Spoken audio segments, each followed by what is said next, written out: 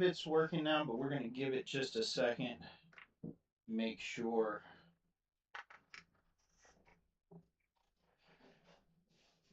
All right. Facebook's definitely working. YouTube is headed that direction. If you end up watching on Facebook, I'm trying to get it over to YouTube. I'm having problems with Facebook only going out to friends, and I'm using the Restream software, but it seems like any software that you try to use, Facebook limits the visibility to friends only unless you're going directly through their lives. I'm not sure why it's doing that. But anyway, good morning and welcome to episode 22 of the Daily Grind. My name is Michael Price. I am your host. And today we're going to be going over chapter 4 of the second book of the Burden of Proof series. Uh, the second book's called A Solid Foundation. You can find these books available at burdenofproof.co, and that'll take you to the shop page. First book's available free right now. It's called The Flaw. I am about to change the second book to be free as well because I want everybody to have access to this content in whatever way is best for them, whether that be listening to a podcast, whether that be reading the book. Eventually, I will have this all laid out in PowerPoints and a master document as well. So for now, we'll just start with the podcast though and making those books available for you free. Now, I'll go ahead and pull up chapter 4. For those who don't know what this is about, if you've um, it starts out by thinking about this life as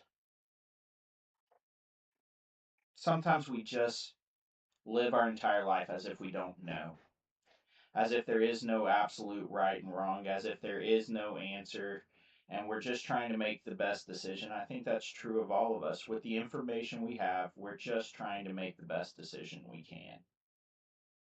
And I think that's the way to survive,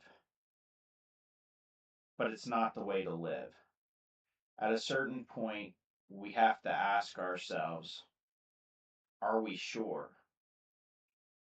Because I was thinking about an analogy once, and it's like you're stuck inside of a well, and you spend your entire life trying to get up one tunnel, only to realize, and just imagine, I guess there's multiple different tunnels to try to find your way out, and you spend your entire life building ladders, only to find out, not necessarily your entire life. You spend a lot of time building a ladder only to find out when you get to the top that that one actually isn't the way out. And then what do? I mean, it's not like you didn't learn anything. You did. You learned that that wasn't the right way and you learned how to build a better ladder. But now what? And I think that's where most of us are in our life right now. We're building ladders up to a path that has never been for us, that's always been blocked, and that there is some reality in which we can find freedom and truth at the top of an open tunnel if we know where to build and how to build. And we do that by examining first the flaws in our thinking, recognizing that there are flaws in our thinking. Inherited beliefs is the biggest, right along with backward thinking. Um, Backward thinking is just starting with a conclusion and molding everything else to fit what we already believe. And also thinking things are evidence just because we say so, when really it's more of a preference. And sometimes it turns out that that's right. But most of the time, we haven't taken the time to prove it. What really was on my mind yesterday is logical completeness. And before I started studying this matter out, I hadn't even heard the term logical completeness. And when I started thinking about it, initially I was thinking about it in terms of conditional validity, meaning, is this argument self contained and logistically proven based on the criteria of the argument? That's a lot of fancy words to say. Do I have all the evidence necessary within this framework to prove that what I'm saying is true? Well, sure. We've done that many times. We've also failed to do that many times. But even when you prove it within a specific framework, it's not really a logically complete claim. A thing is only logically complete when it's true. And there is no such thing as not partial truth, or not 100% true, or absolutely true. True is just true. False is anything that's not true. And so, how do we know what's true? And you have to walk the chain from the very beginning. And it sounds tedious. You don't have to do it over and over every single time.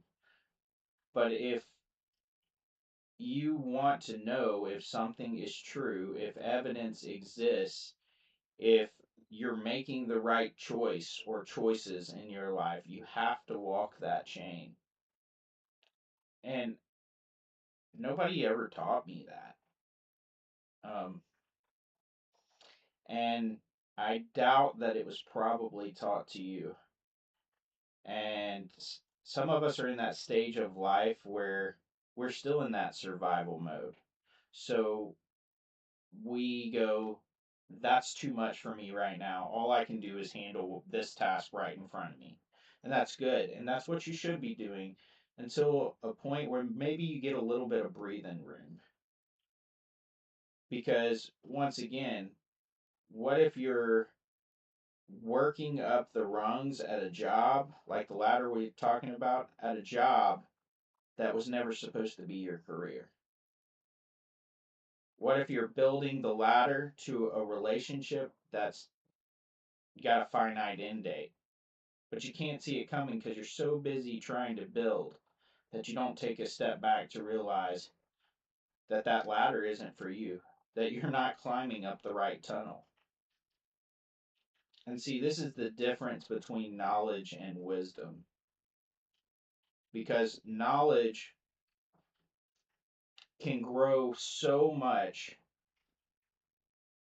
that without wisdom, it becomes the very prison that you're trying to escape. With very little knowledge and a lot of wisdom, you can do many things. With a lot of knowledge and no wisdom, you feel like you're so wise that you're more trapped than you even were before you had all that knowledge to begin with. You just don't know it yet. You walked yourself out of one cage right into another. So that's a lot of what I've been thinking about yesterday.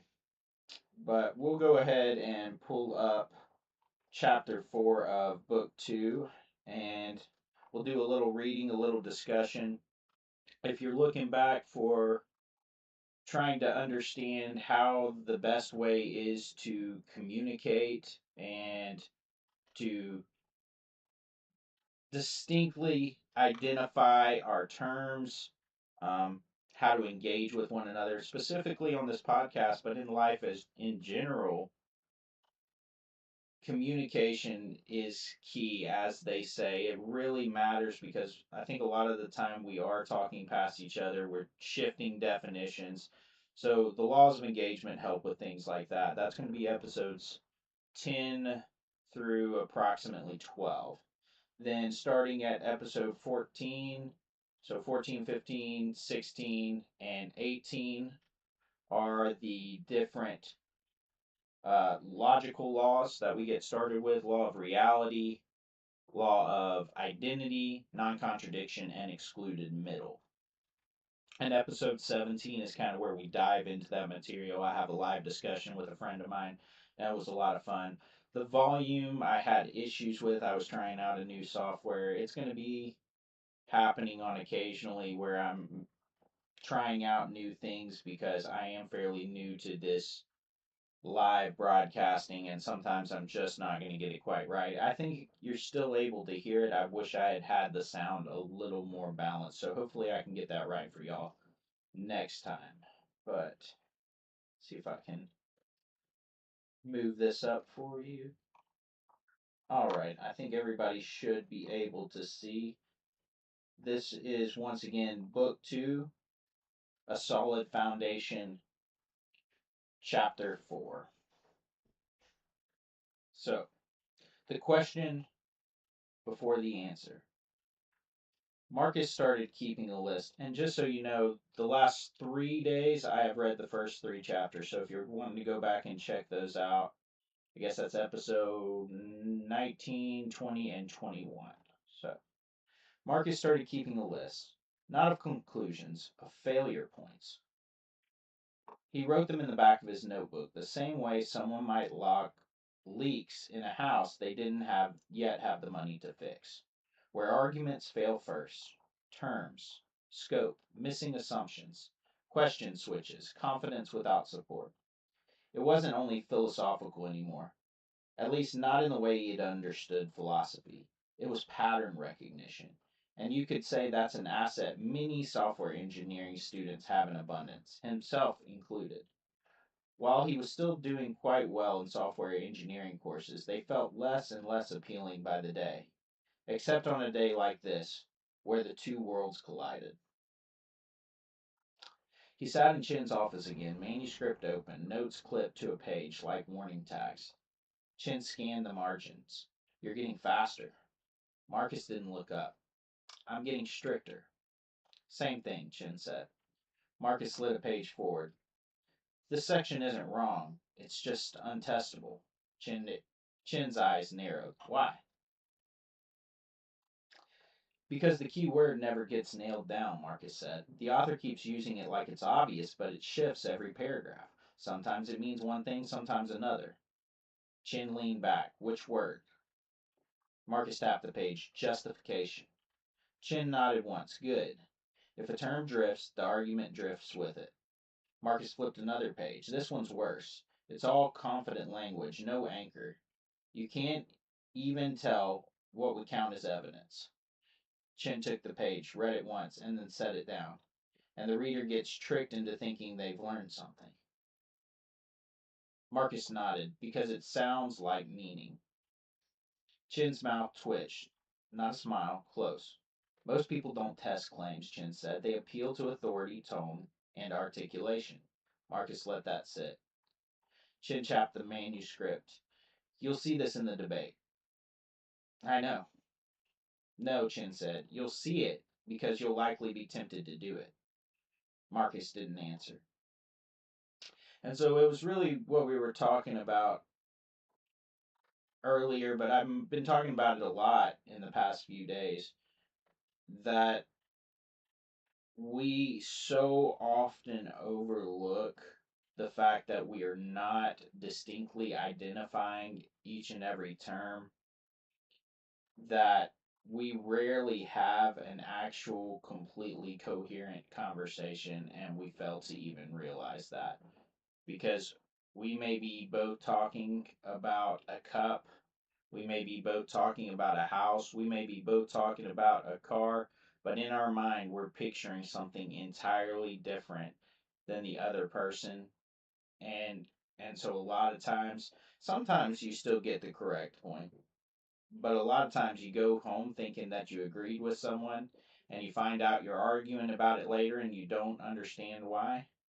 That's because the terms weren't distinct and the claims weren't isolated. If you want to learn more about that, you can start at episode 10.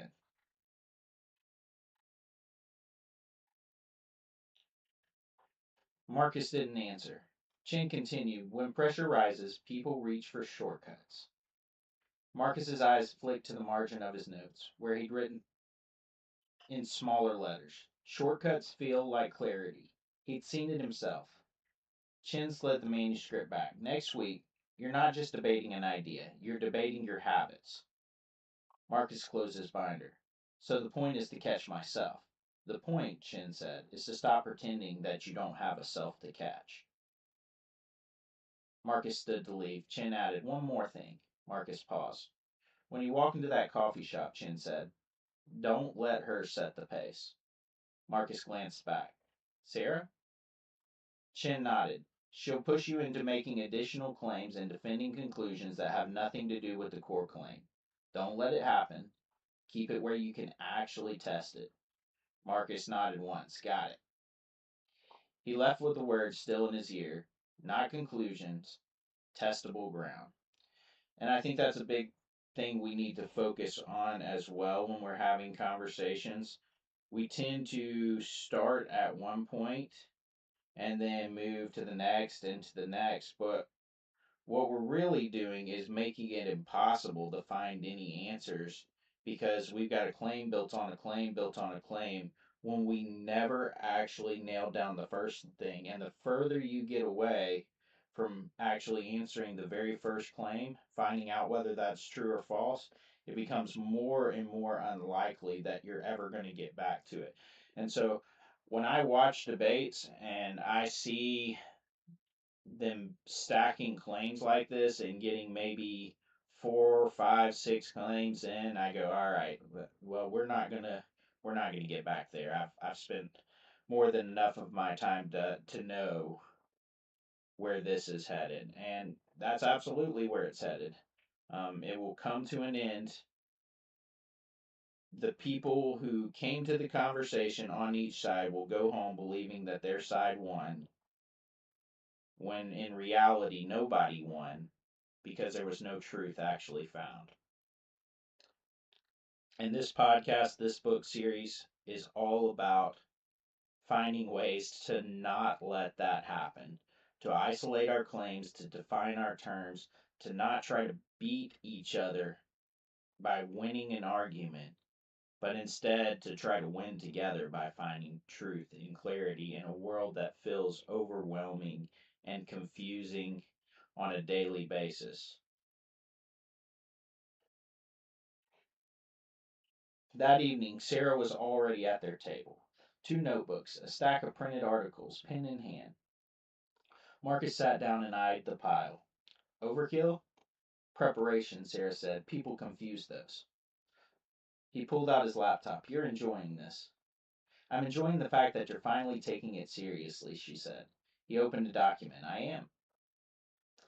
Sarah watched him for a moment. Chin working you hard? He's teaching me to distrust confidence. Good. She slid one of the articles toward him. Start here. Marcus glanced at the title, then at her. Skeptic sources? The strongest I can find, Sarah said. Not internet noise. He nodded and began reading. A minute passed. Then another. Sarah's pen tapped lightly against her notebook. Not impatient. Focused. Marcus finally looked up. You're going to make me earn this. If it can't survive testing, Sarah said, it isn't worth believing. He held her gaze a moment, and then looked down at the page. Behind the counter, the espresso machine hissed. A metal tray clinked. Drip, drip, drip. The same flashbacks as before struck in his mind like lightning. He blinked and forced the page back into focus. Sarah noticed the shift, but didn't press. She never pressed. She just kept the standard in the air. Monday, she said. Marcus nodded. Monday. He didn't feel ready, but he was done pretending that mattered. Now, for those of you who did not know what this debate is about that they're about to have, they are about to debate whether or not truth exists. And so, to many of us, it seems quite obvious that the truth does exist. But like anything else, doesn't it require testing? Um, because if it doesn't exist, and it's just